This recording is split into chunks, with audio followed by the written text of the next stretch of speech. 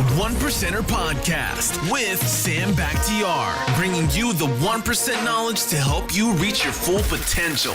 Learn what it takes to rise above the 99% and become a 1%er. Hey, what's going on, everybody? It's your host, Sam Bakhtiar with a 1% Podcast. And oh my God, I got some immigrants in this garage right now. Welcome, Edwin Arroyave. Yes. And Ali ZAMANY. What's happening, guys? Not much, man. Thanks for having us on. Man, it's a pleasure, man. I mean, thank you so much for bringing your beautiful cars here to the man cave. Excited to be here, man. I'm a big fan of your garage, man. I'm getting ideas already. I can't wait to take them home. Put them to work. I'm a big fan of you, man. I really appreciate the time you coming in here. And oh my God, man, you guys got great taste in cars. Yeah. Hey, I've been into cars since I was a little kid, man. I think I got that whole story that everyone has, where you see that Lamborghini at 9 years old, and you're like, man, one day I'm gonna have it. And in fact, at 8 years old, I was lucky enough that this guy let me sit in his, it was actually a Ferrari, but it's what got me really into exotic cars. So now, like, when anybody wants to sit in my car, I literally let anybody sit in my car. That's awesome. Because I just remember what it did for me and the impact that it did for me. So now it's just like all day long. Did you have the same thing? Because I have a story about that. I got an exact story, but different. Did you have growing up, I know, did you like cars as you were a little boy? Did you ever have an aha moment, I'm gonna get one? Did you ever see somebody's car and you were like, oh my God? Yeah, I mean, like, exotic cars are materialistic BS, right? I think we can all agree. But like, growing up, typical immigrant story, came as a refugee from Iran, grew up in Toronto. I didn't know any better, growing up on welfare, not knowing the country, the language, the culture. But to me, an exotic car like a Lamborghini or Ferrari, in my mind at that time, 8 or 9 years old, was like the staple of success. I didn't know what success meant. I didn't know what it meant to be a business owner, but I saw that car, and in my mind, I'm like, you know what? One day I'm gonna be that guy that owns it. So naturally, spending 20, 25 years working towards it and hitting my late 20s, it's something that I had to do, because if I didn't follow through on it, it would have been kind of like, why did I spend 2 decades working towards something I actually didn't fulfill? So to me, it was more of like a self-actualization type of deal, where that was like the eminence of success, being able to get an exotic car. It looks kind of cool too, obviously, but... Oh, yeah, I love the wrap. I love the blue wrap, man. I mean, that thing, if that doesn't stick out like a sore thumb, man, I don't know what does. That is badass. Yeah. Now, real quick, like, when you were growing up, I know when I was growing up, when I see a guy driving a car like this, I was literally like, 9 years old, 10 years old, that's like every little kid's dream, right? And I had a bad experience, actually. I saw some guy, some guy had a red Ferrari. And I went up to him, I was like near the car, I was looking inside the car, I was looking at this and that, and the guy comes out, hey kid, get away from my car, you know what I mean, and all that kind of stuff, and I kind of like really kind of broke my heart, and I told myself that one day, if I have a car like that, I won't be that douchebag and say, get away from my car, I would, be able to fulfill somebody's dream, and that's what I love what you just said, because when you see somebody, looking at your car, you can literally make their life. I remember at that age, if someone say, hey, come sit in my Lamborghini, at that age, I'm like, oh my God, that will make, I will go talk about it for months and months and months, right? And you're doing that, and that's what I do now. When I see a kid looking at it and all that kind of stuff, I'm like, hey, you want to come sit inside? I will sit inside and I will take a picture. I'm like, I'm telling the mom or dad to take a picture of the kid in the car. So and true. That kind of, for me, this is all bullshit, like you said, material bullshit, right? Yeah. What we want to do is inspire others, right? That's inspire somebody. If you inspire that little kid, oh my God, someday, like you were inspired, you know what I mean? And all that. So you say this is like material BS, right? But the reason that you got the car was because this was something that you always said that you were gonna do.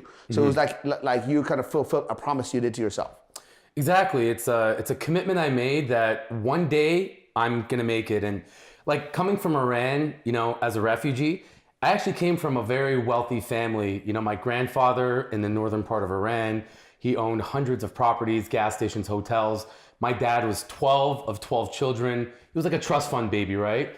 And he kind of gave up everything that he knew, his family, his livelihood, all the money he had, to come as refugees to Canada. So when I came out there, growing up on food stamps and subsidized housing, it was kind of like the dream. So I had spent, and it wasn't a consistent dream. It would come and go, but in my mind, I said, you know what? One day I'm gonna be a business owner. Back then, the buzzword entrepreneur, it didn't exist, right? Yeah. But in my mind, I'm like, one day I'm gonna be a business owner. One day I'm gonna be successful. And to me, like the determination of me having made it was getting that Lamborghini, which I did at 29. So it was kind of like this self-fulfilling prophecy that I actually followed through on. So for me, it was a lot deeper than, you know, this expensive car. For me, it was really building my confidence and fulfilling something that I said I was gonna actually do. So for me, it's a very deep meaning of actually getting the car. Got it. How about you, Edwin? Man, I got my aha moment was when I was 18 years old. And like everyone, most people, I'd say 99% of the people, they have this formula, which is which means they have to save 80 grand. And then once you save 80 grand, you take action and then you become a homeowner. That's literally how 99% of the people think, right? Was it 80 grand? Is that what I'm just saying, I'm giving you an example. Okay, got it. Give you an example, like if I want to buy a home, right? Got it. Most people, the way they have their formula is let me save 80 grand. Mm-hmm. Once I save 80 grand, then I'll take action. I'll go to the open house, and then I'll become a homeowner, right? The problem with that kind of mindset is you have a bad relationship with money. And you're so worried about saving money that you tend to hoard the money, and then eventually it'll just leave you anyway, because you'll eventually, when you hoard the money, you're not giving yourself urgency to want more of it, right? You're not touching the dream. You're not doing the things, say you make $2,000 in a week. You make it, but then you're so worried about not making it again that you save it instead of going to a dinner and taking your family and spending $400 on that dinner. By doing that, that's actually going to excite you to want to work even harder. But instead, what they do is they save the money, they don't go to dinner, they don't do anything fun. So what happens is they get complacent. Yeah. And when they get complacent, they don't go to work, and eventually they have to eat up that $2,000 savings. So I fell into that 99% group at a very young age. And my dream car was at the time a Mitsubishi Eclipse. They just came out in 1995. I remember those. That was a cool car back then. Oh yeah, it had that gigantic butt, it was great, right? And I kept trying to save for this car, and I was making pretty good money. At that point, I was already making like $1,000 a week. But the more I would save, the more I would lose it. My mom would come, just different things would happen. Hey, I need to borrow $500. Hey, I need to do this. So finally, I'm like, well, I'm not going to be able to buy this car anytime soon, so let me just buy rims. And I had a 240 SX at the time, and I bought $3,000 rims. I've been there, man. The rims cost more than the car that I had. So I'm all like, all right, well, this will get me by while I save enough money to buy the Eclipse. I did this at 18 years old. Yeah. A day after I buy the rims, I come home, I park. We lived in some apartment complex in HP. There's a gun in my head. Give me your freaking car. I'm thinking it's a joke. Obviously, it's not a joke. Guy takes off with my car. I find the car back in a week. It's on blocks. I lose the rims. All my money's gone. That same week, I get laid off. And now I just remember driving home, and I'm just depressed because I'm mad at my parents, because I'm like, man, I could have my dream car right now. I could have my own place, but I've been taking care of this family since 15 years old. Yeah. And I don't have anything to show for it because I'm really pissed at them, and I'm driving. And all of a sudden, I'm going down to 105, and I see this Mitsubishi dealership that I would see every day on the way home. And I look at that Mitsubishi dealership, and I say to myself, man, I guess I'm never going to get you. And then literally a second after, inside voice clicks in and basically says to me, Edwin, you've been great at everything you do. Everything you do, somehow, some way, you get to the top. Go get your car now. Literally exited next exit, busted a U-turn, went into that Mitsubishi dealership, came out of there with a $30,000 car. And no job. And no job.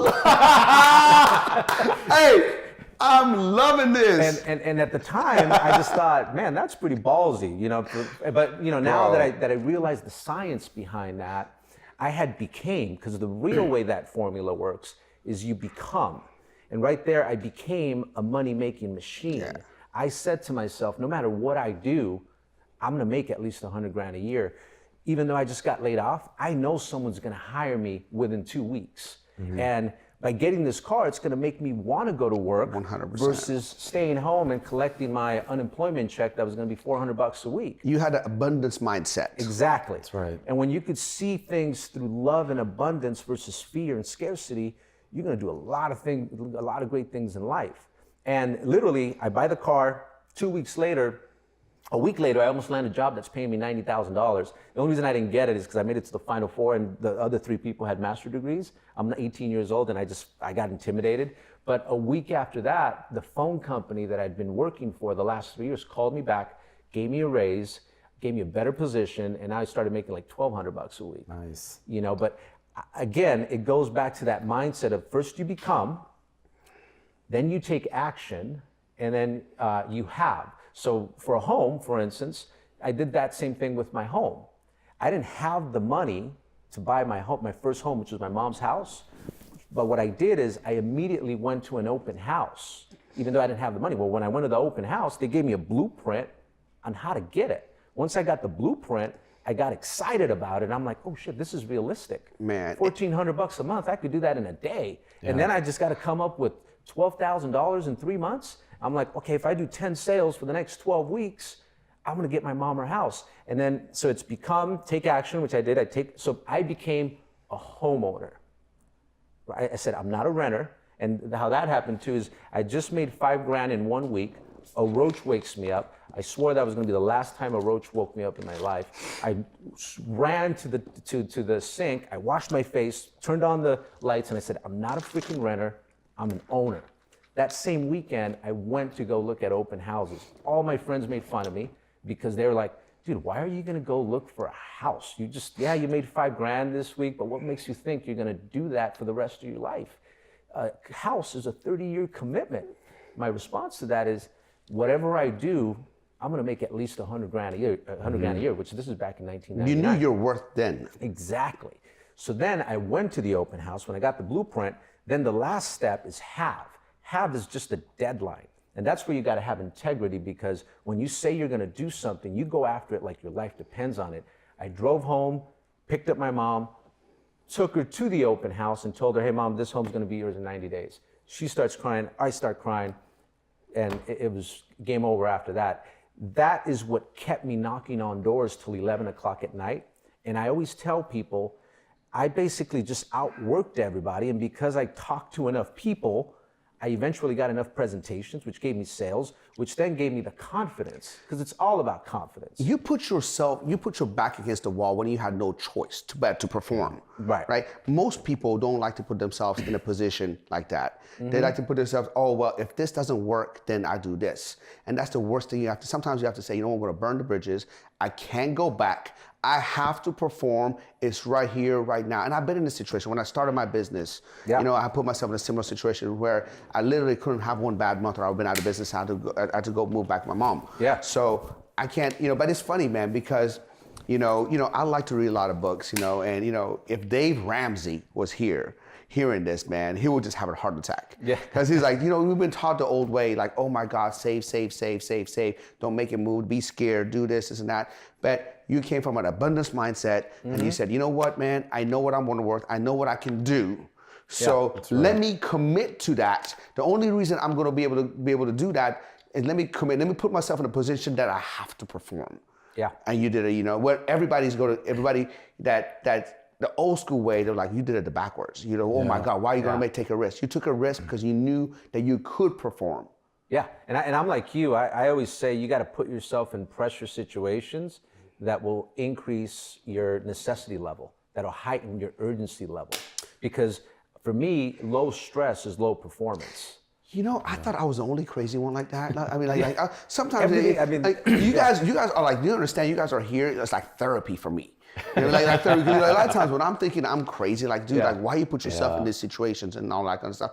And when I'm looking, I'm just listening to you right now. I had an aha moment. I'm going like this. I'm going like, okay, so I'm not the only crazy one. When I read Be Obsessed or Be Average, I'm like, oh my, okay, I'm not the only crazy one, right? So let me ask you something right now. So are you, because I know for me over the years, I put myself in so many uncomfortable positions that now, if I'm comfortable, I'm uncomfortable. Yeah. Yes. Does that make sense? Yeah. Totally. So are you the same way? Same. So I'm not the same only way. fucked up one in here? You guys are fucked up too? I think you get sort of addicted to that stuff, and when you're too comfortable, it just doesn't feel right. You know, I think you've been doing it for so long. For me now, 20-something years, and it literally is the way I've produced my entire life, is just putting myself in those circumstances. Man, I'm serious. And I still do. I mean, to this You day. pride yourself over time on like abnormality to what like the average person would deem as abnormal. One of my slogans is you need to start becoming comfortable with being uncomfortable, because growth only occurs outside of your comfort zone. Yeah. And if you're not growing, you're dying. But a lot of people don't want to be uncomfortable, because like comfort is like a natural human tendency. Yes. So people chase it. So for me, it's like if you don't like doing something, that's the exact reason why you should do it more. You don't like waking up at 6 a.m., wake up like Sam at 4 a.m.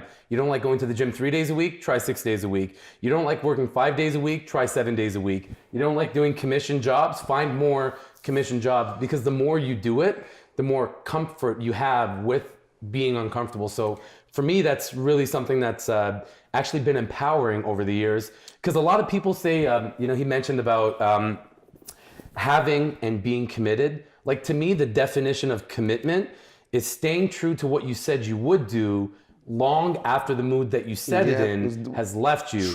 But a lot of people get caught up in the hype and lust of just making commitments. And people say they want to be successful, and I don't doubt that they might have good intentions, but wanting something and being committed to something are two different things. Because what commitment does is it forces you not to waver. Because a lot of people waver at the first sign of discomfort or fear or negativity, or an obstacle comes in the way. Like, they'll tell you everything you want to hear. I'm going to do this, and I'm going to do it because of this and because of that. And then that first sign of uncomfort, and then they waver. That's the problem with most people, is they're not committed to what they said they're going to do. So basically what I'm hearing is that you guys have learned to bring your best when you're at your worst. Yeah, exactly. Does it make sense? Yeah. And when you're at your worst, you bring your best. Where when people are at the worst, oh my God, poor me. Oh my God, because of this, I can't do this. Because of this, at your worst, you're able to bring your best, and that's why you are so successful and be able to do that. Well, I think where yeah. becoming is building your self-worth, and the way you build your self-worth is very simple. You have to put yourself in circumstances that demand more than you think you are worth. And when you succeed at those circumstances, then your self-worth rises up. So because you can't, the only way you believe in something in your heart is by experiencing it. So you could say all day long, I'm gonna make $1 million this year, but until you experience something that makes you think you deserve it, you're not gonna make it. Because again, you can only receive what your mind can accept. Right? So you have to put yourself in these uncomfortable situations, because that's how you bring your self-worth. And I'm a big Kobe Bryant fan, and I remember his rookie year, playoffs, no one wants to touch the ball with like a minute left. He's the only one that dares to shoot the ball. He shot 4 air balls in a row. Lakers get eliminated. Everybody's pissed off. Why is this 18-year-old kid taking 4 shots in a row? He didn't give the ball to Shaq, blah, blah, blah. Most people would have never shot the ball again.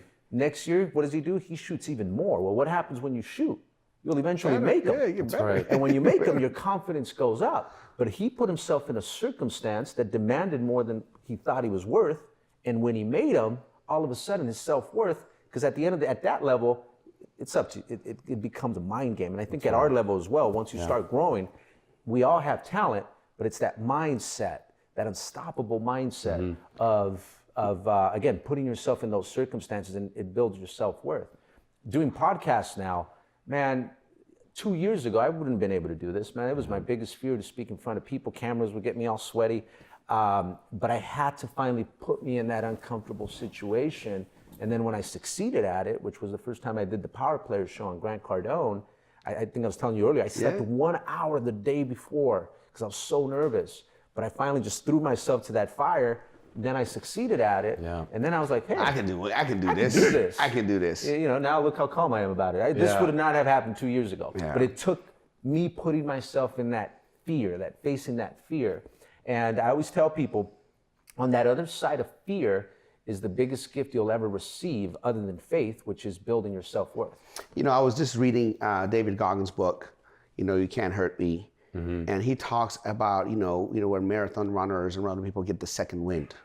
Yeah. You know, and they said, oh, some people think it's, you know, it's a physiological thing. Some people think it's a psychological thing. He goes, I don't know what it is. And most people never experience the second wind because they don't push enough to get to the other side. Because when you push through that pain, you know, then you never experience the heaven after the pain, right? Mm-hmm. And that goes with so much in life, man. You know, there's just so much in life because nobody wants to push through that. And most people just quit when it gets a little painful and they don't go through to see the other side. Yeah. You know, so all of us are here as immigrants. Yeah. You know, all of us are here as immigrants. You know, we're in the same country. You know, I know you're from Colombia, you know, and you know, so do you think there is actually an immigrant edge? Do you think immigrants have an edge over 100%? How about you? Do you think, I think, and I'll tell you why after. I think if you, for me, I don't know if it's so much an immigrant thing, but if you grow up in poverty, I think you have an edge because, like, for me, I hated it so much that I was just like, there's no way I'm going to keep living like this. Again, like I said earlier, I'm tired of roaches waking me up. I'm tired of everything that I'm dealing with. But for me, I sort of grew up with whatever I wanted. And then when my dad went away, we lost everything within 3 years. So I sort of got a taste of what options give you, right? Money's not everything, but it gives you a lot of options. To me, I love money because it helps me give more. I can tide more. I can do so many things with it. Oh, yeah, money, you know, for me, is for us, I mean, it's not about the money, it's about the freedom. Yes. That's right. It's about the freedom. It gives you the ability to have choices, and with choices comes freedom. And that's what we all come to this country to have more freedom. Yeah. But are you really free if you're driving 2 hours back and forth to a job that you hate? Being with working with people that you don't like and trying to impress people that you don't really care about, right? To me, that's a death sentence. That's not, you're in America, but you're in a prison, right? Mm-hmm. So it's the conditioning that society kind of plants into you. And like Edwin said, why I believe in the immigrant edge is I feel like when you're starting the race at a handicap, you may think that, you're being shortchanged, but for me, growing up in Canada, and I had a taste of wealth as well. I mean, the mansion that we lived on in Iran, like the street that we lived on was named after my last name, ZAMANY. Like that's how well off we were there. But I was very young. I didn't get to experience it as much. But when you come to a country and you don't speak the language and you don't know the culture and you get thrown into something, you have to get socially immersed into something where you feel like you're handicapped. It actually makes you work harder. And I agree with him, outside of the immigrant edge, poverty. I didn't grow up on welfare for a couple of years. I mean, literally my entire childhood, teenagehood until the age of 19. So I didn't have a lot of what I wanted to have growing up. And I think Tony Robbins says it best. He says, pain and pleasure are like the twin propellers that run your life every day. And every action that you take or that you fail to take gets you closer or more away is for your motivation to gain pleasure or avoid pain. You would think logically we're motivated by gaining pleasure, increasing our standard of living, and creating a better life, but it's not. It's the exact opposite, avoiding pain. So I agree with him and probably you that when you have experienced a lot more pain growing up, you now know exactly what it is that you want to avoid. So I feel like the people that have gone through rock bottom, and rock bottom doesn't just mean financially, it could be mentally, spiritually, emotionally. Oh, yes. A whole slew of things, right? Whether it's divorced parents or growing up on welfare. But when you go through a lot of pain at a young age, it motivates you to try to avoid that. So that's, Ironically, what's been kind of my fuel in the fire is avoiding, and my parents, I love them to death. They provided as much as they could, but I'm looking to avoid the pain of what I couldn't have growing up. And I feel like that has given me the edge. But you got one of my Malcolm X favorite quotes. It says, "You will tolerate." How's it go? You will not hate. You'll get what you tolerate. Yeah, you tolerate what you don't, you will tolerate that which you don't hate, right? Mm-hmm. And I think it's such, I mean, it says it all, because I've seen people, and that's why it's so important to touch the dream, because like what happened to me when I touched the dream at 15, 16 years old, I realized that there was something better out there than Huntington Park. I realized that there was different kind of foods. It was just different, right? If you never leave your bubble, you won't you'll think that's life. That's life. And I've seen this because I've let people stay at my house, at one of my homes before. Beautiful home. They had it trashed, right? And it's just, and the way they lived though was that way. So it didn't matter if you gave them something good. It just, they liked being in that kind of environment of a mess. Isn't that crazy? If you love being in that environment of a mess, and it's not their fault, they just never seen anything other than that. And that's why you got to put yourself in situations where you get to see that there is a better life. And it goes back to being uncomfortable. Most people won't want to go to a restaurant in Beverly Hills, not just because of the money, but they're like, oh man, people are going to look at me weird. I don't want to go over that. I don't want to go to this car dealership, Mercedes, because they're going to think, what the hell am I doing here? When in reality, it's all a lie.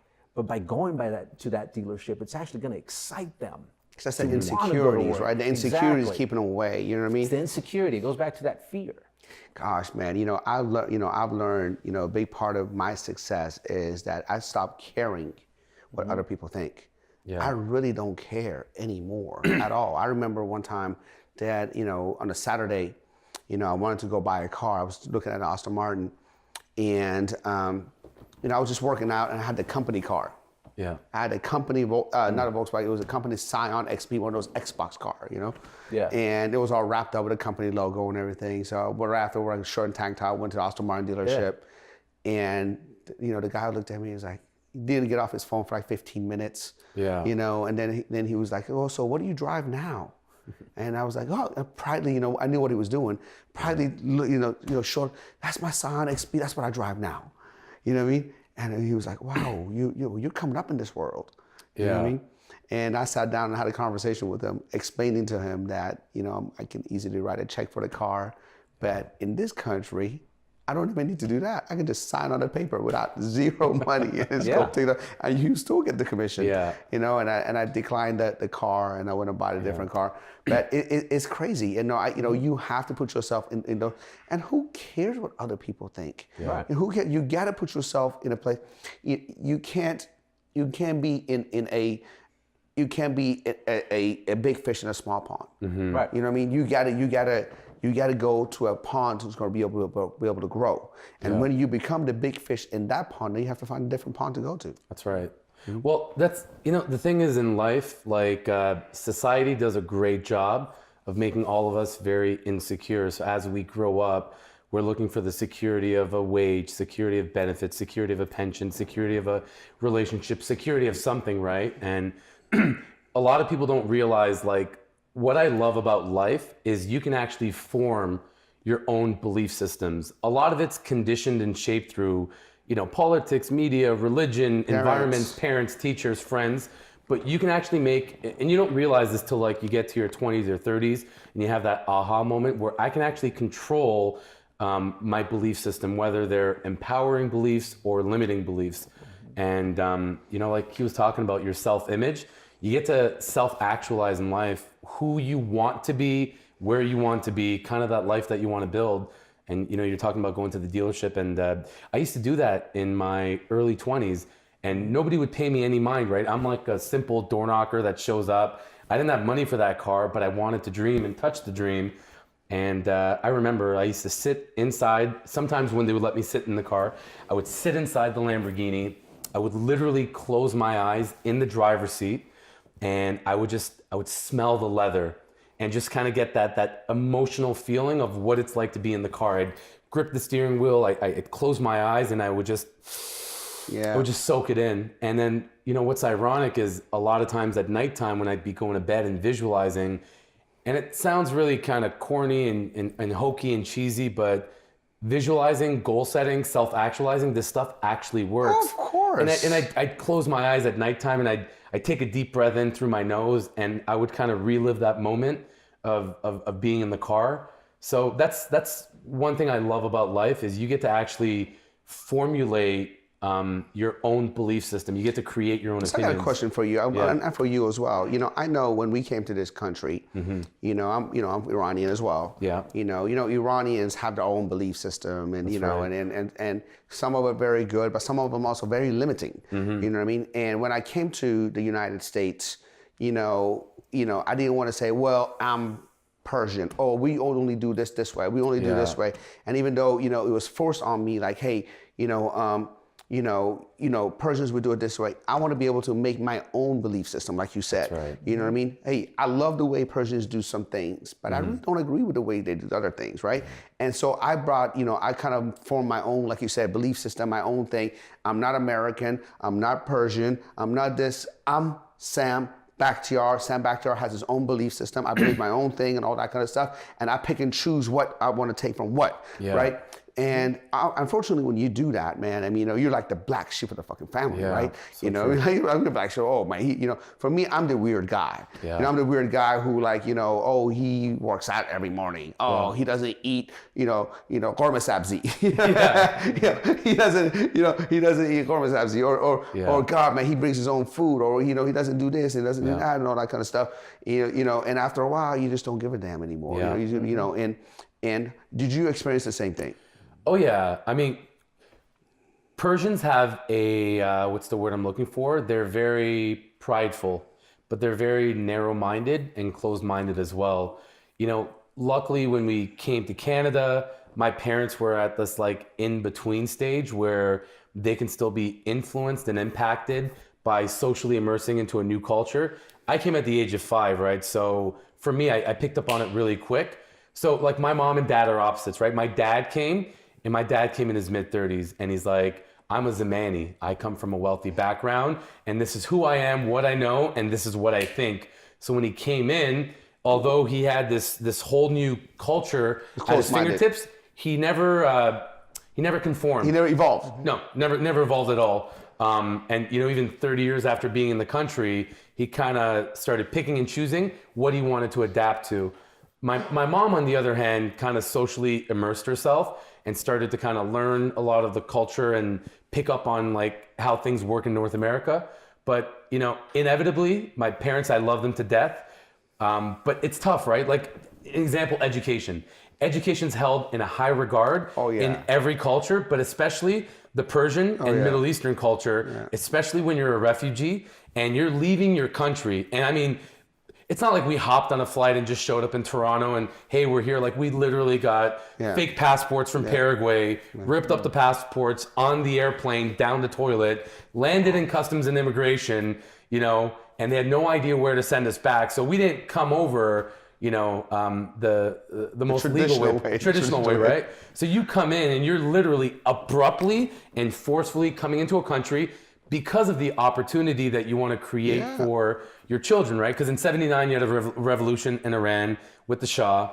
A lot of people fled pre-revolution. Yeah. The ones that stayed after the revolution got hit with a decade-long war with Iran and Iraq. I was there, Yeah, you were there. Yeah. So, I was young. I don't remember a lot of it, but, I was born in '83. We immigrated as refugees in '88. The entire '80s, I mean, Saddam Hussein was bombing the shit out of our country. I was right there. Yeah, so it's... I live right next to Ayatollah Khomeini. Oh my God, Our house was literally a half a mile away from his house. They were targeting his house. So every night, I would, we hear the sirens. It was blackout, it was blackout. Yeah. And, because, they black out the city, so the planes don't know where it is. And you look and, we go to the basement and we bunker up. And you look outside, it looks like a fire show. Yeah. Fireworks, but it wasn't. It was real war. There's shooting up and planes were shooting down. And the only person that didn't go to the basement was my grandma. My grandma was staff. My grandma was like, "Hey, look, man, if a bomb gets on the things, everybody dies anyway. So I might as well enjoy the show." She went up. She went up in the roof. She got a chair. She got a chair and started looking at the. I'm that's like, an OG. Yeah, she was like, "Hey, if the basement is not going to save you." You know what I mean? So you leave that war zone and then you come to like the land of opportunity, North America, right? And for us, it was Canada, not the U.S. And I went to school. I grew up with severe ADHD. A true story. When I went into high school, I was very easily influenced, and I'm very competitive by nature. I'm like an alpha. So I started hanging out with a bunch of Persian dudes that our priorities weren't straight. Our priorities were, how do you drink underage? How do you skip class? How do you do a bunch of dumb shit? And because I'm competitive, I was the best out of my whole group. I stood out. You're the last man standing. Oh yeah, I was the guy that threw the first punch at the club. I'm the guy that did all the wrong things, right? So anyways, I failed grade 11, and then grade 12 comes around and my mom sat me down and she's like, "We didn't leave Iran to come here so you can like not get an education." So grade 12, I clamped down. I ended up taking summer school and night school, got my credits. Grade 12 came around, I got a 94% average, and as a result, got a scholarship. My undergrad was in accounting, and I was getting geared up to apply for law school. So I had this 12-year trajectory of being a lawyer, and Persian families, in the Persian culture, you have three occupations, right? Doctor, lawyer, or you're a bum, shoemaker. There's no in between. No, wait a second. No. Doctor, lawyer, engineer, then they're a bum. Yeah, exactly. Okay, you missed one. Yeah, you're right, engineer. I'm like, wait a second, man. Yeah, engineers also. So all my cousins back home are like these really high-end professions. And now, Ali got his education. Like, I got a scholarship to university. And that all changed. I got a summer job going door-to-door, full commission for a startup. And like my parents didn't think anything of it. Ali's going door to door, and I made about $50,000 in the summertime. And then September rolls around. I'm about to go into year 1 of university, and I'm sitting here. And because my undergrad was in accounting, I can do math pretty quickly. I'm like, 50,000 in a summer. That's in 3 months multiplied by 4. I'm literally making 6 figures right now. When you're 19, you're not thinking about your future. You're thinking about, how do I make money immediately? Yeah. So how I get that Lambo? How fast can I get that Lambo? That's what you're thinking, right? Exactly. Yeah. So I dropped out. That was a tough conversation. I had to sit down with Persian parents. I wish I was a fly on that fucking wall right there, man. I said, Mom, Dad, not going to be a professional lawyer. I'm going to be a professional door knocker. That was your funeral. Oh my God. That was a funeral right there. Yeah. In a Persian family, you let them know that you're not going to go get you're not going to be a lawyer, doctor, engineer. You're a fucking bum. It's the end of the world. Yeah. You're a disgrace. All this hard work I did for you ain't shit, right? I would have been better off saying I'm going to be a manager at like a call center or working at the gas station, but I'm like, I'm going to go door to door. Yeah, you would have been, you might as well say you would have been a Chippendales or something. You know what I mean? Yeah, so anyways, they gave me the ultimatum, quit your job, go back to school, or you got to move out. So that example was to kind of like depict the image that Persians are very prideful, but they're very closed-minded as well. Well, I've learned that pride and progress don't go together. I like that. You can't progress if you're so prideful and you don't, one thing I hate about our culture, and especially, my dad's side of the family, is that, they're the Bakhtiars, right? The Bakhtiars, my great uncle was a prime minister in Iran. Oh, wow. And we actually, my great uncle was my dad's uncle was a prime minister. And there's a region of our country named after the Bakhtiars, right? So a lot of prestige with that last name. Oh my God, that's all they fucking talk about. We used to do this, we used to have this, and we used to have that. And I seriously, I don't associate with that because I don't give a fuck what you used to do. Yeah. You know what I mean? I'm sorry, you know what I mean? I don't mean to cuss and stuff like that, but that's like a sore subject for me. Yeah. Oh, we used to do this and we used to have this. Well, what the fuck have you done in the past 20 years? Yeah. What the fuck are you doing now? Stop talking about what we used to and what we've done in the past and all that kind of stuff. Tell me what the fuck is the plan now, okay? Because all that pride and all that kind of shit, oh, we did this and we did this and we did this. Woulda, coulda, shoulda, done doesn't mean anything. Yeah. With what you're gonna do in the future. Now, I know you're in a different back, you're Colombian. Yeah. Right? Colombiano. And, you know, and I know, you know, you came here, you know, at an early age, you know, and you have an older sister. Yeah, so I came here when I was 6. So I really didn't get to sort of get the Colombian culture under me because I was so young. But basically, yeah, 2 weeks after coming to the U.S., our home gets raided by law enforcement. I wanted to talk to you about that, if you don't mind. Is it okay if I talk about that? Okay. So you came here 2 weeks after. Yeah, so we get here 2 weeks after this beautiful home we lived in gets raided by law enforcement for suspicion of drug trafficking. And then that day, both of my parents went to jail. Both of them get acquitted about 8 months later. I went to a foster home with my sister for about 8 months.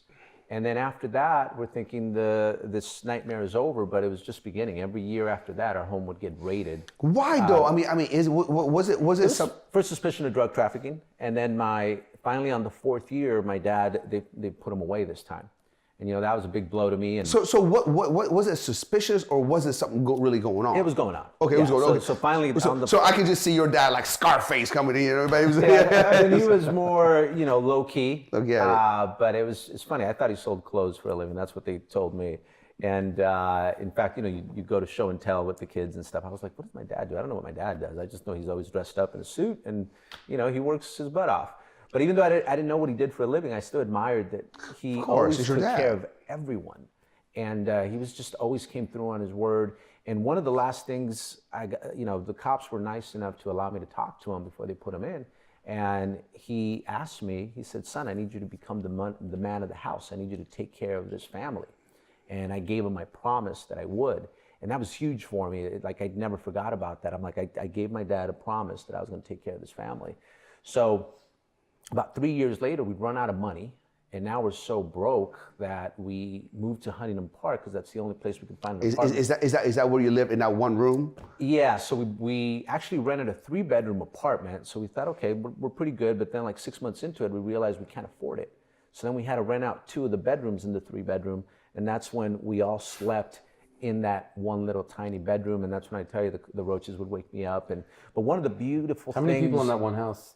About 12, 14. Wow. Gosh, man. And now. And it was a small, tiny, 4, maybe 300 square foot. I mean, it wasn't even a 3-bedroom apartment, it was really a 2. But one of the beautiful things about those days is every night I would hear my mom praying over me. And every morning when I'd wake up, she'd be praying over me again. And at a young age, I felt like I was blessed. I felt like God was with me. And it's important to me because I think faith is huge, because if you're ever going to take on some God-sized challenges, you're probably going to have to, self-sufficiency is no longer an option, right? And you better believe in a higher power to give you that little confidence that sometimes you need, right? And it sort of goes back to that, what I said earlier about you have to see things through love and abundance versus fear and scarcity. And that gave me a lot of confidence at a young age. And that for me was like step one, because when I did things, the reason I was never scared of taking risks is because at the end of the day, I always felt like he was with me. So you're a big man of faith right now. Yes. Everything that's happened. Yeah. That's amazing, man. That's amazing. I mean, to go from 12 people living in one room, right, to the way you live right now. How does that feel, man? I mean, like, I know for me, no matter what kind of day I got, right? Yeah. I could have a hard day at work and things happen like that. I get up in the morning, I look around, I'm like, is this my house? Yeah. Is this my garage? I'm like, I'm like, what the fuck am I worried about? Yeah. You know what I mean? So that's the beauty of it, right? I mean, you said it all there. In the mornings, I think if I could give advice on the number one thing to do in the morning is just be grateful. Yeah. Right? Yeah. Because when you're grateful, you're not fearful, right? and immediately you start off your day with love. And I believe that everything you have inside is what you're going to transfer. So, and I'm not saying I'm always grateful, but I try to at least 90% of the time. There's times I wake up but you're aware of it, though. You're aware of what you need to do. You know, aware of it. You know what I mean? Yeah. Aware of what we. A lot of people are not even aware of it, right? Awareness is all. You know, like you don't have to always be on a diet, but as long as you're aware of what you put in your mouth, then you're going to be doing good. So let me ask you something, because I'm glad you brought that subject up. Yeah. You know, I know for me, you know, I have what I call a perfect day formula.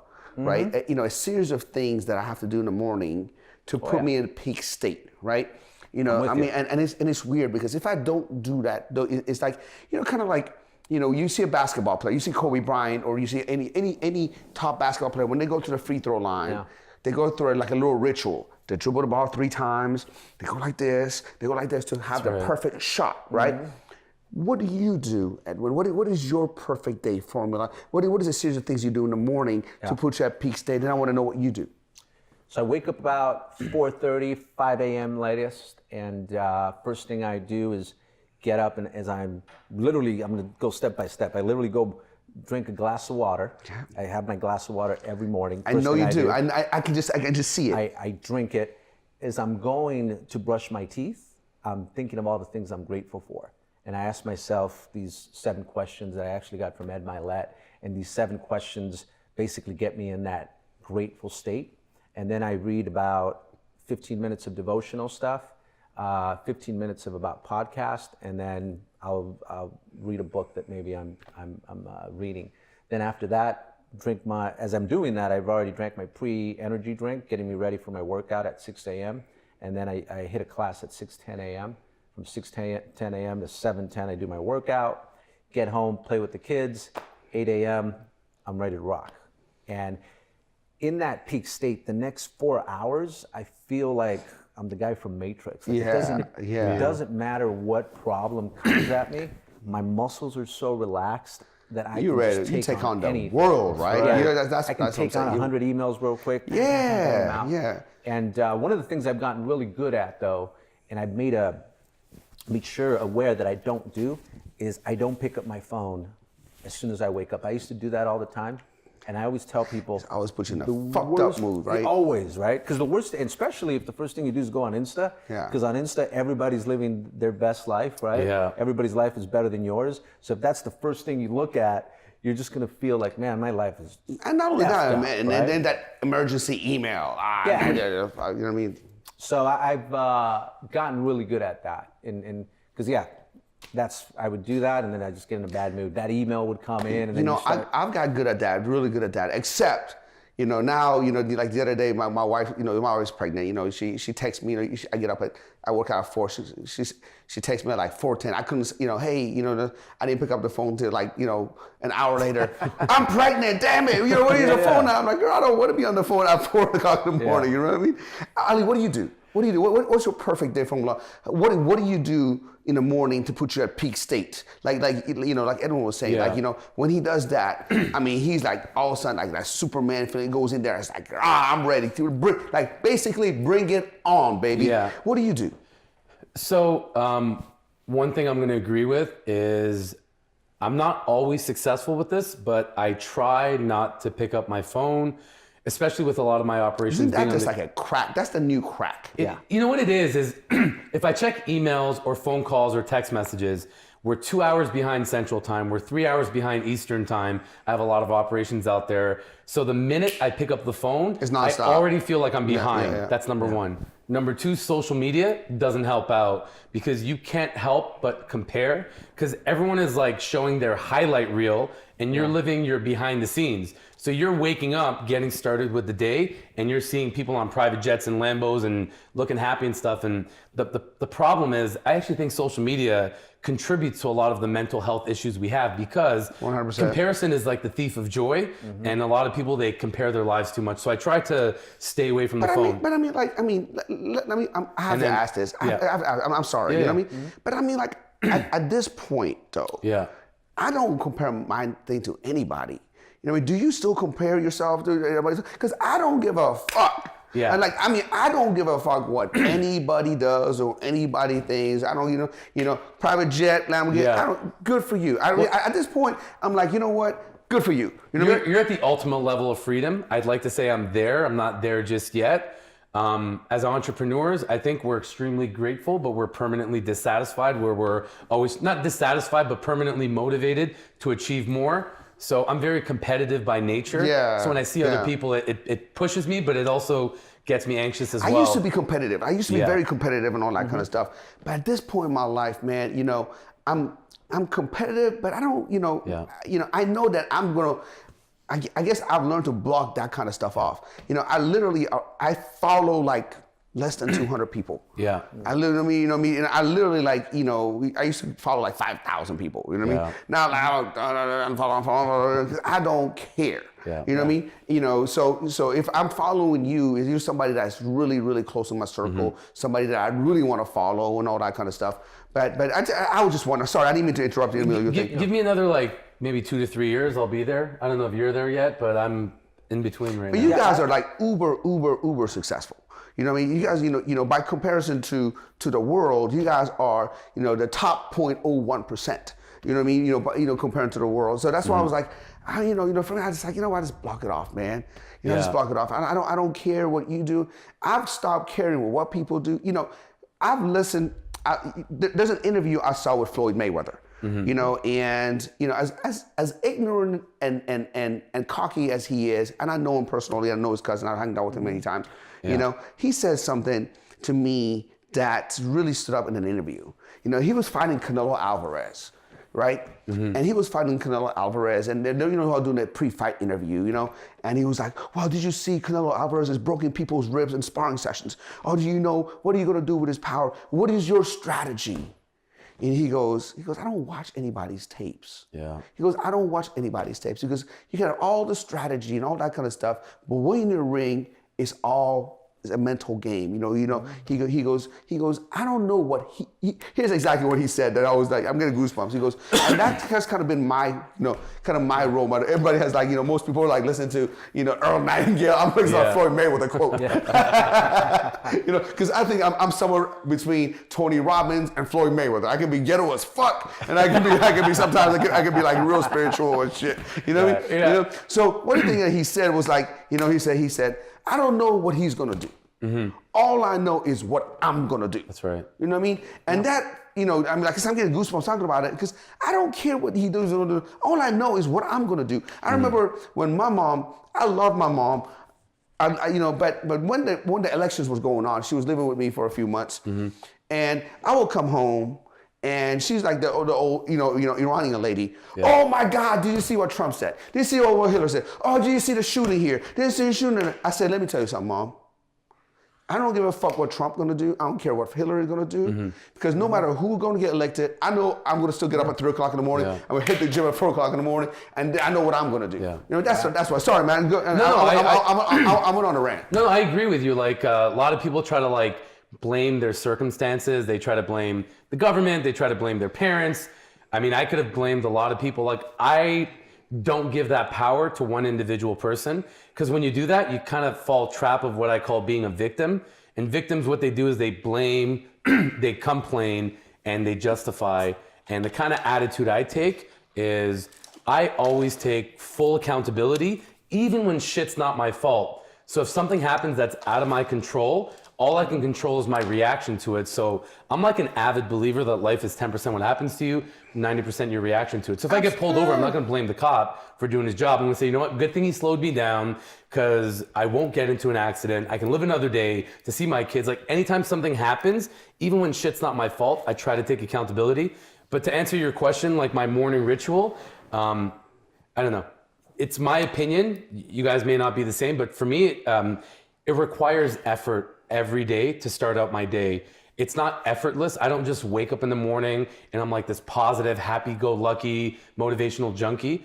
I need to have conversations with myself. So I'm really big into NLP, neuro-linguistic programming, having positive conversations. Because when you wake up in the morning, naturally, and it doesn't matter how many books you've read or how many podcasts you've watched or how many motivational memes are out there, naturally we're conditioned in this negative world to automatically think negatively. So when I wake up in the morning, I push myself to think positive thoughts. Because when you wake up in front of that mirror and you're faced with like numero uno every day, it's hard because you judge yourself. I don't like my nose, I don't like my weight, I don't like this, I don't like that. So I make a conscious effort to, like, in my mind, not out loud, start thinking about things that I'm grateful for. It's not hard when I got a wife and 4 kids in the house and I get to see them. And beautiful family, bro. Thank you, man. Beautiful family. I was seeing your stuff, man. You know, what a beautiful wife. What a beautiful, both of you guys are just like, I mean, just, you guys exemplify success. Not just, fuck the Lambo. I don't give a, you know what I mean? Like, Lambos are cool and all that kind of stuff. But you have, the 1% is all about faith. Family, fitness, finance, and fun. And you guys exemplify that, right? You got the whole package. Who cares if you have a Lambo, but you have a fucked up family life? That's right. Does that make sense? Yeah. So, I love that. I love that about both of you guys, man. You guys are truly the top of the 1% of the 1%. I'm big on, I actually do the 4. You have 5, I have 4. Same ones. I just don't do the fun one, but it comes with fun. I love it. But to me, it's what we've been talking about this whole time. You're gonna spike in different parts of your life at different times. There's never gonna be a perfect balance. That's right. But as long as you continue to improve in each one, they won't die. They die when you stop working on it, because nothing stays the same. You're either getting better or you're getting worse. Yeah. If you don't work on something, you're gonna start to dislike it. And if your business is going skyrocketing, maybe that's what's spiking in your life, right? Just take a little time to work on your fitness. Maybe you won't get obsessed, as probably Sam and I are on it, but at least you're working 5 minutes a day, 10 minutes a day, and then it goes 15 minutes, and it goes 20 minutes, but you're improving, right? Because if you don't work on it, and that's when it dies.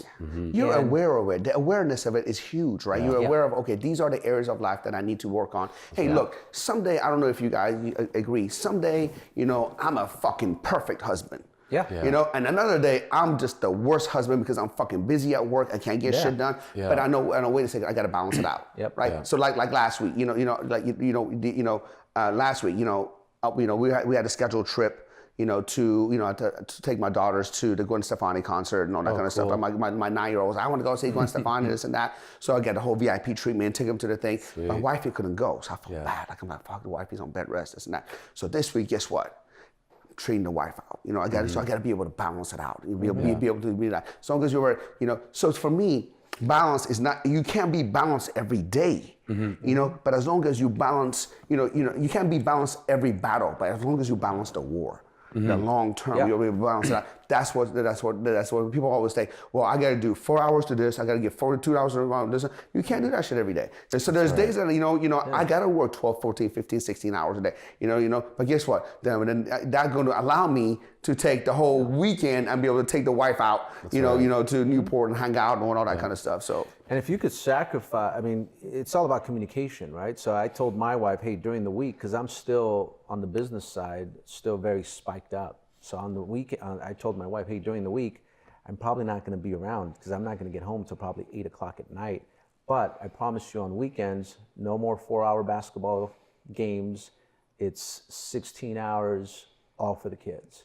And I made up the 2 hours that I'm not with them during the week, because I figured, why am I going to, if I'm there with them for 2 hours from 6 to 8 o'clock at night, which is what she wanted, but if I'm not present because I'm thinking of all the things that I need to do, then what's the point? I might as well work my butt off all week, and then during the weekend, just give them everything. No phone, no nothing. It's all about them. I'm present, and they're going to remember those moments. Yeah. So again, that's what I mean about, when you're trying to become the best at what you do, you're going to have to sacrifice some part of life. But as long as you know to at least improve on that part of your life, then you're going to be okay. You run into problems when you sacrifice, you get obsessed with your fitness or you get obsessed with your finance, and then you just don't even pay attention to your Yeah, family. you just abort the whole thing, right? That's when you get in trouble. Or the opposite. You don't hit the gym for 18 years because you became obsessed with work or alcohol, whatever. Well, now, again, when you don't do something for a long time, you're going to dislike it. Yeah. People that haven't worked out for 18 years are going to dislike it. For me, I went 19 years without studying. Well, even though from 15 to 21 years old, I studied an hour a day because I was forced to by the phone company that I worked for. I started my own company. Once I started my own company, I had so much freedom. I was like, I'm not going to go back to studying. For 19 years, I didn't do it. So what happened? I started to dislike it. I didn't pick up a book. I didn't pick up a podcast, nothing. Well, what happened, that side of my life started to die. And I hated it. And I didn't want to do it. Well, then, because of that, that pillar started to sort of crumble. And what happened with me, my business started to really do well. And it was the first time in my life that I surpassed what I thought I was worth. In other words, my company was making more money than what I thought I was worth. So when that happens, you'll self-sabotage yourself into coming back to what you really think you're worth. That's right. And it was crazy because it was this doubt that came in, which was, you're not smart enough. You barely graduated with a high school 1.8 GPA. You haven't studied for over 19 years. These people are going to find out that you're probably not that smart, because now I was hiring people that were very, very smart. And even my sales guys, they were at a different level type of sales guys, because we were now hiring the elite of the elite. Because of that fear, I started to step away from the leadership position. I didn't even want to have meetings, because I was like, man, if I have meetings, what am I going to bring to the table? I'm not even going to know what to say to them, right? And it was this BS thing that I finally had to just attack. We all know what the problem is. The problem is we procrastinate, and I knew I needed to attack the thing, and attack it was, I need to go back to studying. So then I went back to studying an hour a day. First book I pick up is 10X, and I only picked it up because I knew I had this interview with Grant Cardone, and then I see that everything that he writes on this book is exactly what I had done. I just didn't know how to articulate it. So then my confidence starts shooting up, and then I start doing more studying and just checking out different people, and I realized that everything they're talking about is everything I've done. I just didn't know how to articulate it. Yeah. And then my confidence went through the roof. Now when my confidence went through the roof, I now became that leader again, where I can demand attention from everyone. I wasn't running away from being a leader. All of a sudden, my business just started going. Yeah. And then my self-worth was, again, now it's higher than it's that was your limitation you put on yourself, right? Exactly. 50 Cent said something like, I didn't go to Harvard, but I hired people who went to Harvard. Yeah. You know what I mean? Yeah. And you don't have to do that. You can't be, just because you're a leader, that doesn't mean you're the smartest person in the company. You're able to hire the smartest people and be able to get the right help to get you through that. I mean, when we became a franchise with the camp, dude, I'm a bodybuilder. I'm the stereotypical dumbass bodybuilder who lifts weights and drinks protein shakes, right? That's what I mean. And all of a sudden, next thing you know, man, our business started growing, and next thing you know, I'm like, wait a second, man, maybe we need to get an attorney, man. What the fuck are we doing? We start licensing. Next thing you know, oh my God, we need to franchise. What the fuck is a franchise? I don't know. I just know how to lift weights. I just like lifting heavy shit. Having to be able to say that, and next thing you know, we got attorneys and accountants and CFOs and I'm nowhere in that. I'm just the guy who like, what do you think it is? I'm like, what do you think it is? I just know my vision. Yeah. I just know what we need to do. I'm the 30,000 foot view guy, but in the trenches kind of thing is, when you need people who are smarter than you and people who are better at that particular position. You're the Jerry Buss. You're not the Kobe Bryant. You know what I mean? So, that, and then we got to, we have to realize that and be able to do all that kind of stuff. Speaking of your businesses, obviously you guys are in a similar kind, doing a home and all that kind of stuff. You have the security business. Yeah, smart home security. Yeah, smart home security. And how did it, what was the time that all of a sudden, wow, it just shot up? And how did it shoot up? And what was the cause of that? So for the first 10 years, I sort of ran it like a mom and pop shop. And, I was going to the doors, I was knocking, I was training. And funny thing is, 5 years, we did really, really well. And then for the next 5 years, I stayed stagnant. And again, what happens in life, nothing stays the same. You're either getting better or you're getting worse. So because I stayed stagnant, even though I was making a ton of money, I wasn't happy, because we need to get challenged in life. Yeah, if your life yes. is, you know, and that's why people got to look at problems as a good thing, because Yes. problems gives you resistance, and that challenge is what keeps you alive. You grow in challenging time, Yes, not that's when the you're only just time. nice going straight. Right? If life's too easy, you're bored, and that's what happened to me. I was like, with my eyes closed, doing 300 accounts a month. I was making a crap load of money, but I was bored of the same game I was playing. Nothing is worse than boredom too, man. Yeah. I mean, that's when you self-destruct. That's when you self-destruct, right? And again, I tell people, it's like, if I play you basketball and I keep beating you 15-0, I'm not going to want to play you anymore. And that's what happened to me. The game I was playing was You're playing boring. too small. You're playing too small. So then I start investing in stuff that I probably shouldn't have been investing in, and you create the wrong problems, Yeah, right? yeah. So it wasn't until 2009 that I made a decision that I wanted to grow my company to a whole different level. I wanted to grow it to 2,000 accounts a month versus 200. And I committed. 10x, baby, 10x. Yeah, that's a 10x right there. I brought in a CFO. Is that when you read the 10x book? No, this was in 2009. When did you read the 10x book? 2017. Okay, so you were like, I'm going to 10x it without even reading the 10x. Without even, and Got it. that's where that whole, all the stuff that I'd already done, I was like, wait, this is the same thing that's on the book. But, Damn, 2017 was the first time you picked up the book in 19 years? Yeah. I mean, the reason I'm asking you that is I'm like, fuck, right? I mean, that just tells you. I probably would have been I think I would have been a billionaire by now if I would have continued studying. But you know what? You are going to be a billionaire Yeah. in the next few years anyway. Yeah. But you know what I mean? So I know that. I'm talking to you, and I'm going to tell you right now, in the next 5 years, you will be a billionaire. Yeah, that's the plan. No. I mean, is that the plan? Is that the plan? That is the plan. I mean, that's in 5 the years? goal. In 5 years? I had more at 10 years, but if you say Hey, 5. you know what? Hey. You know what? One of my mentors told me, whatever goal timeline you have, Yeah. slash it in half. Yeah. I mean, that's it. Let's do it, man. But yeah, so back to what I was saying about the challenge, and it's actually a good thing. So finally, in 2009, when I decided to say, hey, I'm going to grow this company to 2,000 accounts, that came with a crap load of challenges. And it's funny because at the time, I didn't know how I was going to go from 6 office employees to 100. I didn't know how I was going to go from 20 sales reps to over 400, 10 installers to over 200. But I just knew my strengths, right? I knew I could lead, I knew I could sell, I knew I could train. And all that other stuff that I really didn't know about, I knew that God would put the right people in front of me to make that happen. And that's what started happening. But when that game became challenging, again, because it became challenging, it became fun.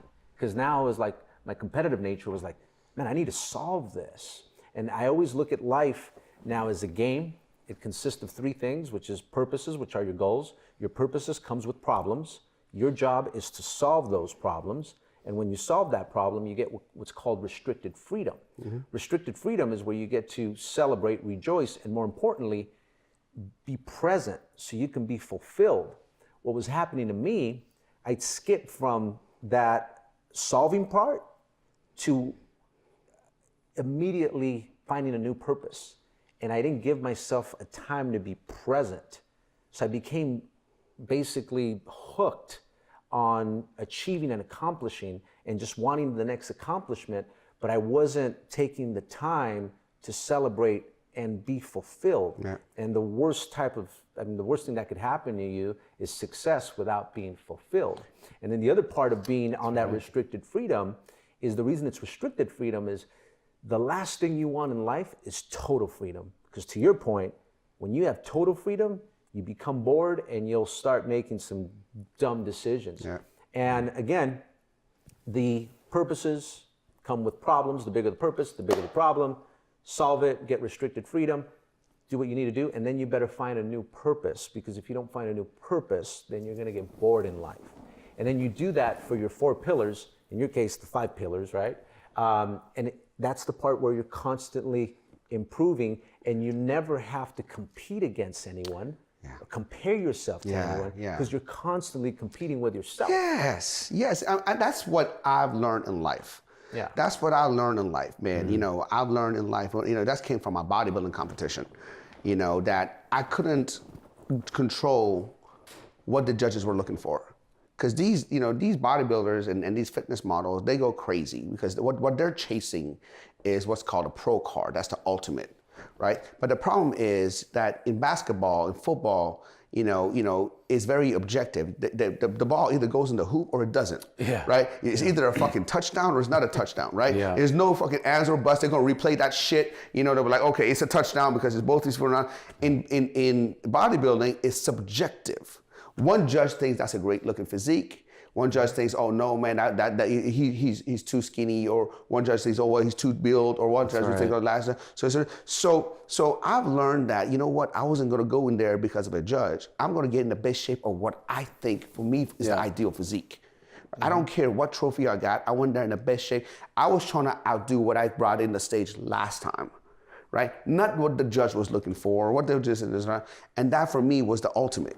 You know what I mean? And so I was always learned to be able to be like, look, man, I don't care, I wasn't the guy, oh my God, they robbed me, oh my God, they robbed me. But shit, what's gonna happen. Yeah. You don't know who's gonna be the judge. So that's it. And in life, I brought that in life. I could care less, I'm the guy who's fucking happy. I'm happy that you have a Lamborghini. I'm happy you have a Lamborghini. I'm like, come bring it on. Let's fucking get a video. You know what, man? I want you to get the fucking Bugatti because you know what? I want to ride in that motherfucker. Yeah. You know what I mean? Like I do. Like I want to ride in that. When you know what I mean? I'm not like, fuck, he got a Bugatti. I'm that guy, man. I'm like, I'm that guy. Like, I'm always happy, and I couldn't understand like, how like people, like hate on it. And speaking of haters, man, let's talk about that a little bit because I know, that just comes with the territory. I've learned that comes with territory. I mean, you made a rap song about that the other day. I did, which I loved. I mean, the thing is this, man. I tell people, for you, Sam. I've turned, I've tell people is this, man. I mean, look, if Jesus, Mother Teresa, Gandhi have haters, what the fuck? I'm gonna fucking have haters. That's right. You can't get any holier and better people than that, right? If John F. Kennedy, have haters, what are you gonna? So, what is your take on that? What do you, how do you deal with it? How do you deal with the negativity, that comes with fame and fortune, and all that kind of stuff? How do you do? Or do you even? I'm sure you have it. That's a dumb question. I'm sure you have it. How do you deal with it? I honestly have always been where I've had this gift where I just don't pay attention to it. Good because I think when that's the thing about confidence, right? When you know something's not true, then you don't get mad about it. So like if people were to say, hey, man, that guy's just lucky. He gets right place at the right time. It only will piss you off if you know it's true. But if you know it's not true, you're just like, man, you don't even know what the hell you're talking about. Yeah. And why even waste your time with them sucking your energy? And I just always, when it comes, it's hard for me to hang out with negative people. I just immediately won't want to hang out with them because they just bring my energy down. And that's why I've never really dealt with it. Because if it probably has happened, I don't. You don't even see it. Yeah, I don't. It's just it's like you have a shield, doesn't even recognize it. And that's something that I have able to build recently, because up until I've become somewhat successful, you always had that insecurity, right? I always had that insecurity. I always had that insecurity because I didn't truly make it. I wasn't where I wanted to be. And when you're comfortable within your own skin, you get to a certain level. I'm like, what, I don't really care, man. It's like I don't care. It's gonna happen. So I coming up, I didn't have that. I wish I had that. It used to fucking bother me. I would actually sit down and fucking get into it on the internet with them. What I mean? They put a comment, well, fuck you, motherfucker. You know what I mean? Like, I was like, all right, you know what I mean? Somebody write a comment, well, fuck you, look at you. You know what I mean? Yeah. Look at your dumb ass, never mind. You know what I mean? Like, I would go straight, ghetto, Sharon, Pennsylvania kind of thing on them. Yeah. You know what I mean? Yeah. Go for the jugular with the trolls. But thing that's worked for me is if I ever get really, really upset and I want to I'll write out the text, but I won't send it until 24 hours later. And if I 24 hours you still feel you said it. Send it. But nowadays, man, I don't even have that energy. That's how I've learned to control it, because you still get that anger. Someone one day will write something and you're just like. It's ironic you bring that up, because that's like with my ex-business partner with the last company we had. I was very trigger happy with emails, and I'd be emailing CEOs, executive chairs of this multi-billion-dollar company, and I'd have hot thumbs. And he's like, not you, Ali, not you, man, not you. I can't believe that. You, man, I can't believe that, man. You. I was the fucking worst. And I would like my nickname was Mr. Escalator because I would escalate to I'd be adding board directors onto the email for no reason. And he's like, just think it through, draft the email in the heat of the moment, but give it 24 hours, come back, look at it. And I'd say like 2/3 of the time, I either wouldn't send the email or I would change. It's funny, man. It's funny. I was just thinking the other day, like the other day, because these days, like I don't even fucking respond. I don't, if somebody reads a comment, I just delete, block, I'm out. I don't even got the energy. But I was just thinking the other day, we were talking about like, hate and war. I was thinking about like the movie 300, right? Yeah. 300, like the Persians and Greek. Like you mean to tell me that I hate you so much that I gotta fucking meet you 1,000 miles at this place to battle? Fucking walk on an elephant and a horse? I'm gonna meet you there in 3 months so we can fucking fight? And I don't know how the fuck am I gonna eat and food and all that kind of stuff? Yeah. No, fuck that, right? That's a lot of fucking hate. Now I'm like going like, I can't even like, right, fuck you on a keyboard. Yeah. I'm like, I'm done, I'm just good. I just walk away from negativity, hate, and all that kind of stuff. And that has brought so much peace of mind, that I don't give a fuck about anyone's opinion. Yeah. And what's funny about opinions Sucks the energy out of you. Everybody feels entitled to have an opinion, but then everybody's offended by the opinion. So it's like this oxymoron that you want to have an opinion, but then you're offended by other opinions. So the thing is, it's funny because like even sometimes like it happens in a business setting. Somebody says something and all that kind of stuff, and and if it happens in a business, somebody that I have to deal with. You know what I mean? You know what I tell them? They said they sent like let's just say a negative email or an email attacking you, or something like that. I just say, hey, let's meet and talk about it. Yeah. And it's funny when they actually meet you, it's a whole different tone. Oh yeah, people it's are a whole different tone. Like, hey, behind the keyboard. Let's not go back and forth. Let's meet. All of a sudden, in the email, it's like, and they're coming. Oh no, I didn't mean it like that. So it's a lot better to just say, hey man, let's have a old school conversation. Yeah. What's up? 99% of the trolls on the internet and social media wouldn't exist without hiding behind a keyboard, right? Yeah. The internet's made people soft. What they call it, the internet thugs. Yeah, exactly. Right, internet thugs. So all right. So go ahead. I was gonna say, a lot of people have insecurities and they cast that onto you. So a lot of times, like in the early days, I would get a troll. And I wouldn't be offended. I'd actually get motivated. And I'm like, how do I give this person perspective? Because they're obviously going through a tough time in their life. They're lashing out on me. So they would send me like a really nasty comment. I would send them a DM. And then I got a sense of fulfillment out of like trying to change that person's mind. But then it became so draining. And I'm like, I can't do this. So I just literally started using the block feature maybe 2 or 3 months ago. And it's the best thing ever, right? People put up a negative comment. Delete, block, gone. And it's giving me a lot more closure doing it like that, but it's not that I'm offended or there's any truth behind it, but like I'm always wanting to like help someone out. Like, why do you think that way? Why do you have that negative perception about me? What's going on in your life? But then I realize I'm not fucking Dr. Phil or Oprah. Yeah, I mean, you're not Captain Save-A-Ho. You know what I mean? It's like you know what I mean. Back in the day, you know what I mean? Yeah, Captain Save-A-Ho is like is that guy at the end of the day trying to save a hoe at the bar. Oh, you poor you, come home with me. I'm gonna help you out. But you're a hoe. You know what I mean? I'll help you. I'll help you. So what are your goals in life, girl? Yeah. You know what I mean? Like, come on, man. So to answer your question that you asked Edwin before with like business, where was like that peak moment?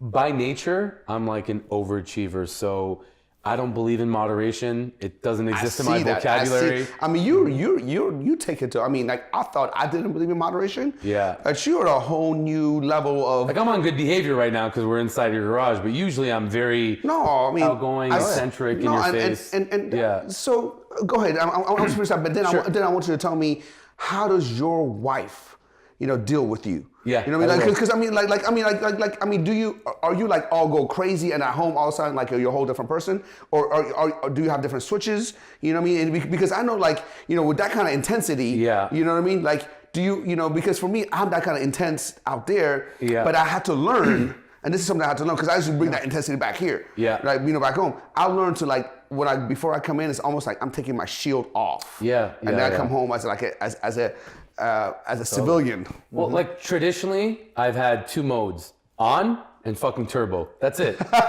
So coming home, like I'm coming out of the war zone, right? Conference calls, emails, everything that's going on, and then I'd come in the house with that intensity, and it would slightly even intimidate the kids. My wife was like, "You're a bit like headstrong when you come in." So she like told me like, before you come in the house, take like 5 minutes. And I actually do this now a lot of times. I sit in my driveway and I just decompress. Sometimes I listen to like classical music or Frank Sinatra just to kind of wind down, because throughout the day I'm amped up and I'm aggressive by nature. You like Tupac. You yeah. like Tupac all the way, man. You know. For me, it's like I'm really high energy. Sorry, man. I gotta do this, man. I gotta do this, man. I can just see you. That's why I fucked your bitch, you fat motherfucker. You know what I mean?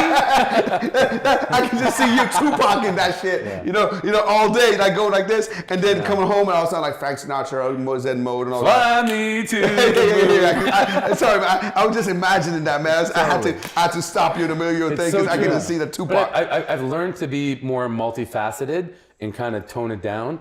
My wife is the opposite of me. You've met her, and she's like the yin to the yang. I'm like in your face, over the top, eccentric, and she's more grounded, laid back. We need that. She teaches me things like we need that. I can't travel somewhere without my phone. So if we're going to Big Bear for the weekend and we're 30 minutes out on the drive, I will literally get off the highway, drive home to get the phone. With her, we can go to Mexico for a week, and I'm like, "Where's your phone?" She's like, "Oh, I forgot it. No problem." Like, we're just 2 different people. So she helps me be a lot more grounded. She helps me like be present. Like, we'll go out to a sushi restaurant with the kids, and previously I'd get like an important call and I'd prioritize that over the family. "Oh, I got to take this call. I'll be right back." Go outside, miss half the dinner. And now I've learned how to be present in the moment. So listen, feelings are fickle, right? They come and they go. Nobody is one mood all the time. I'm probably more high energy more often than other people, but I'm not like that all the time. I get insecure, I get angry, I get negative, I get depressed, I get happy, I get motivated. I have like different moods that I go through. Nobody is one mood all the time, but like when I'm out and about, this is naturally like how I like to demonstrate myself, just high energy, high passion. And honestly, passion is, everybody has emotions. Controlled emotions is passion. Uncontrolled emotions is negativity. So I don't think that's ever going to change about me. We'll see what happens when I get older, if I'll calm down. But anyways, to answer the question, so I got into this door-to-door business. It was a startup. Nobody had any idea what was going to happen. And I would literally go door to door to door. And this is in Toronto, right? Minus 40-degree weather. Sometimes snow up to your ankles, up to your knees. And, our work hours back then, I called it 8 to faint. But you show up in the 8 to faint. 8 to faint, yeah. I gotta use that. Yeah, 8 to faint. I love And then what would happen is we would do a 12-day work week. So you'd work a full 7 days, followed by 5 days. And then if you didn't hit your goal, you ended up working that weekend as well. So sometimes I went not only 1 month, many months without days off. So I just kind of learned how to really instill that unwavering work ethic. Because I mean, working an 8-hour day, that's what everybody else does. Bro, but having a sickening work ethic, being relentless, being unwavering, those are different things. So I always pride myself on being like the guy that can overtake and overcome like these insurmountable tasks, like these obstacles that like Goliath himself, like David overcoming Goliath. You're an overachiever. You're a super. Not even a super achiever. Super achiever. So you're not like a sports car. You're a super. You're the hyper car. Yeah. When I first got my first sales office, I had turned 22. I became the youngest regional ever in the history of this company, and they sat me down and they said, "Ali, what market do you want to go to? We're opening up the US. Do you want to go to, Massachusetts, New York, New Jersey? And I sat down with the executive chair. I want the whole thing. A billionaire. And I said, what's your biggest problem market? What's the toughest office you've had to build? And she said, British Columbia in Vancouver. Like, that's the regional killer. We've had 7 regionals go in and out. And I thought in my head at a young age, if I can take the biggest headache off the plate of $1 billion company, that's going to cement my future. Yeah. So not only did I go in and turn it around, it became the top office, and immediately within 6 months, got my second office, went into New York, Manhattan, on Wall Street. So anyways, I worked with them for about 13 years. At my highest point, I managed 475 sales reps. I was in 12 states, 4 provinces, 2 countries, and lifetime, I had generated over $1.4 billion of revenue for this company. So at 32 years old, 2.5 years ago, I was like at the height of my life and my career. At that time, I had 3 kids, now I have 4. And the company went public. They grew into the US. And then all of a sudden, I went from being like the poster child of like, hey, here's what you can do without an education. Knock on doors and you can drive a Lambo and you can have a family. I became a liability. So now the board of directors, shareholders, I got a moving target on my back. And they wanted to convert the entire company from caveman independent contractors to employees. So I was faced with the biggest decision of my life. Do I convert into something I don't believe in? Because I always wanted to be an entrepreneur, and me now taking the step, becoming an employee, was not a step in the right direction. And I knew if I didn't accept it, I would be fired. And this one book that I read, I don't know if I told you, it's called The Everything Store, and it's a biography on the life of Jeff Bezos. And what he talks about in that book is, if you don't already know his story, he's 31 years old. He's a prominent executive for a Wall Street firm, earning 6 figures every year. And in 1994, when the internet started, he had like this wild, outlandish idea to start a website called Cadabra.com, which was short for abracadabra, which was the original name for Amazon. And his concept was people are going to have a paradigm in the marketplace where they're going to transition from brick and mortar to click and order. And he wanted to spearhead the movement. So he wanted to start by creating an online book retailer and then transition to inevitably and unequivocally become the everything store. But he was doing pretty well in his life. He was dating his, I guess, ex-wife now, Mackenzie at the time. God, man, she got paid like a model right there. So he went to his family members, his friends, even his boss that he worked for, and he told him his idea, and everybody laughed at him. And he has this thing called regret minimization framework. And it's just a nerdy way of saying minimizing the amount of regrets in your life. And he went on to say that he does this exercise where he fast forwards his life many decades down the road, and then he reflects back on his life as his future self. And he says that everybody in their life is going to have regrets. Some big, some small. Some will sustain and some will dissipate. But everybody's going to have regrets, and he wants to minimize those regrets. And he said the pain of not knowing whether or not Cadabra, Amazon, would be successful was a deeper pain than having tried and having failed. So that was the foundational basis and infrastructure of not only how he made that decision, but how he makes all of his big life decisions. So I sat down there. I grew up in a time where social media wasn't prevalent, where you update your bio to CEO, visionary, and entrepreneur, and you buy your own bullshit. I had sold over $1 billion, 13 years with a company, earned 8 figures in commissions. I still didn't consider myself an entrepreneur. And I said, Ali, this is like a big life decision. Luckily, I read that book at that time. And the way I translated that to me in my life was the pain of not knowing whether or not I can actually be an entrepreneur was a deeper pain than having tried and having failed. 100. So I made that decision, got fired, and decided to start my own businesses. And it's been 2 years now. Figures, and then you get fired. That's ridiculous. But all right, so I want to talk about some fun stuff. Now we'll talk about business and all that kind of stuff. Let's talk about some fucking cars. We're here with the cars, man. You know what I mean? So tell me, Ali, why, just really quick, why'd you take a Lambo over any other car? Why was it a Lambo? Why wasn't it a Ferrari? Why wasn't it a Porsche? Okay, Why wasn't it? I'll give you the true story. So actually growing up, I wanted a Ferrari. And then somewhere in my early 20s, I was conflicted between a Ferrari and a Lamborghini. I think we all had that conflict. Yeah. Ferrari was the car I wanted. The company I worked for, my mentor, he owned a 360. Then he upgraded to a 430 Modena. And then what happened is every single guy that he built up, his mentees, they started buying Ferraris. So at one point, there was 7 people in our company that all owned Ferraris. And you were like, fuck shit, this is too common. I wanted something different. yeah, I heard those 4 words in my mind, welcome to the club. And I'm like, you know what? Fuck that. I'm going to create my own club. Yeah. So that wasn't the only reason, but one of the reasons why I went with a Lambo instead of a Ferrari is, you know, I'm all about like the shock value. I really wanted to get something that was different from what everybody else. Oh, that's had different, been man. doing. You wrapped it up with that, you know, you wrapped it up with that crazy, crazy cool blue color. I mean, that motherfucker stands out from 2 miles away. So this is my second one. 4 years ago, I had an early midlife crisis when my wife gave birth to our first daughter. And Early usually midlife crisis. Oh my God. Yeah. You don't get midlife crisis to get to my age, but go ahead. Yeah, you know, usually when a wife gives birth, you buy them a push present. Yeah. I got an orange Gallardo 3 days after she gave birth to our daughter, Melania. And it was a very selfish car because we had 3 kids at that time. We have 4 now.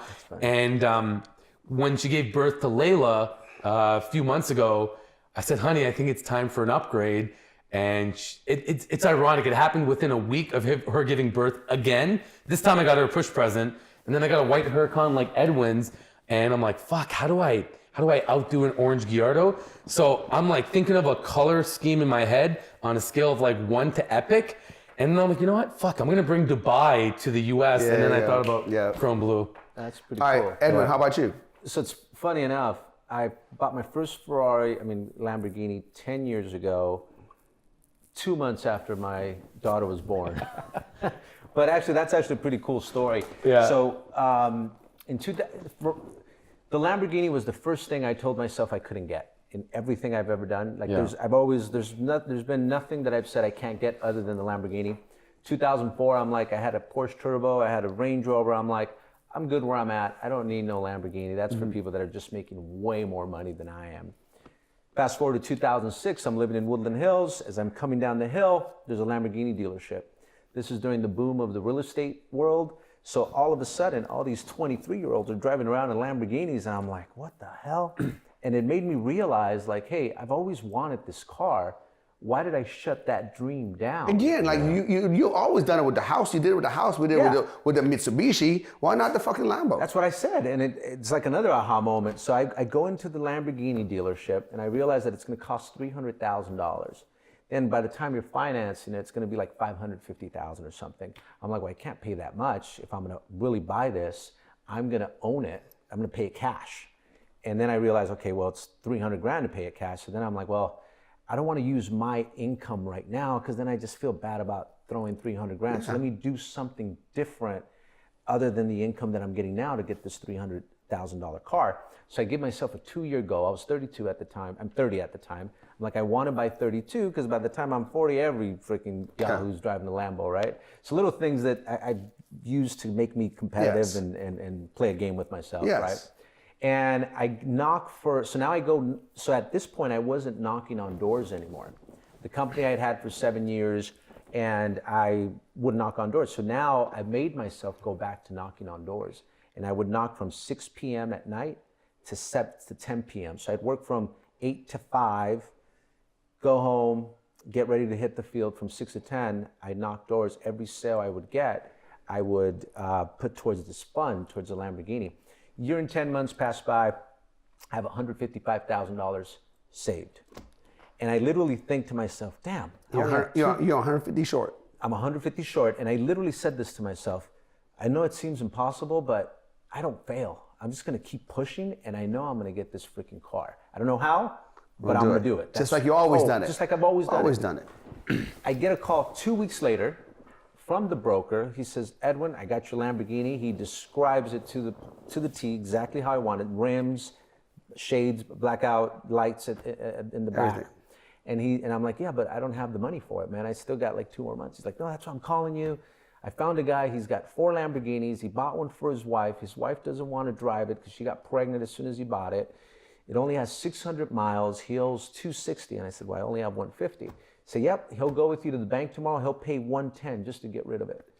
And I was like, you're kidding me, right? What? And sure enough, the next day we go to the bank. I write a check for 150. He writes a check for 110. And I get a brand new 08 Gallardo with only 800 miles. And I love this story because I always tell people, every time you're about to get a big blessing in life, life's gonna knock you down. Yeah. You're gonna get thrown a curveball that it's probably gonna try to take you back to who you were in the past, right?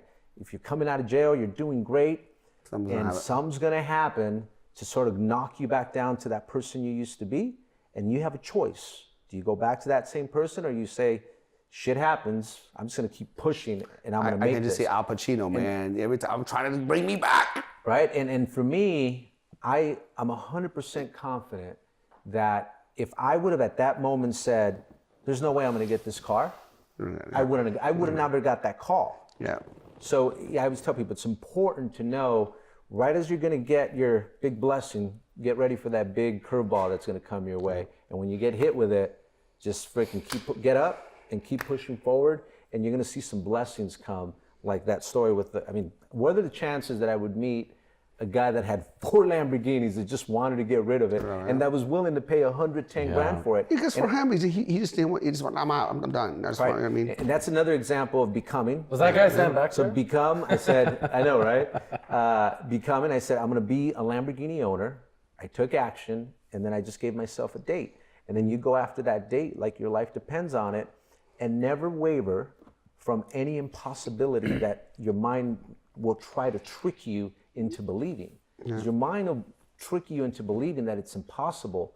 And the minute you say that it is impossible, it's a wrap. That's why I'm such a fan of, when you confess with your mouth, the power of the tongue. I'm very careful with my words and when I say I'm not going to be able to do something. Yeah, one of the best books on that I read is What to Say to Yourself When You Talk to Yourself. And by this guy, Chad Hamster, he has a PhD. He's a profound book, one of my favorite books of all time. So now that you guys can pretty much have whatever cars you want, what's your favorite car to drive? What's your next car? What's your next car? What are you looking at? Are you good right now, or are you, knowing you always got the next, what do you want to get next? It's a jump. I'll probably have like 1 or 2 cars in between, but the Bugatti is where I'd like to be. Got it. You like the Bugatti? Bugatti Chiron, the baby blue two-tone. That's what I see. I already know you got it imagined in your head, and there's no doubt. It's on my wallpaper everywhere, on my phone, my laptop, all that stuff. Yeah. Awesome. How about you, Edwin? I'll have a couple cars in between. I'll either buy that red one from you. Oh yeah. Or I've always been a fan of the Porsche Turbo. Yeah, with that one, man. Why don't you just take it for the weekend and see how you like it? I mean, seriously, you leave your car here if you want. Take that one. That'd be awesome. Yeah, take that one. See what you like. I mean, it's not for sale, but if you really like it, we'll talk about it. But all right. I'm driving to. I'm going to Fashion Honest. I'm going to take the Rolls and run straight out there, man. Well, guys, thank you so much for being on the show. Yeah. I appreciate coming to the house. You guys are welcome here anytime. And I really appreciate you, Edwin, coming all the way down here. And I'm telling you right now, and just hearing your story, getting to know you. Ali, you're the same, man. You guys are just true 1%ers. And I'm blessed to call you guys in my inner circle and friends. And let's do this more often. Yeah, we feel blessed too. I appreciate it. Thanks for being on the show. Thanks for having us.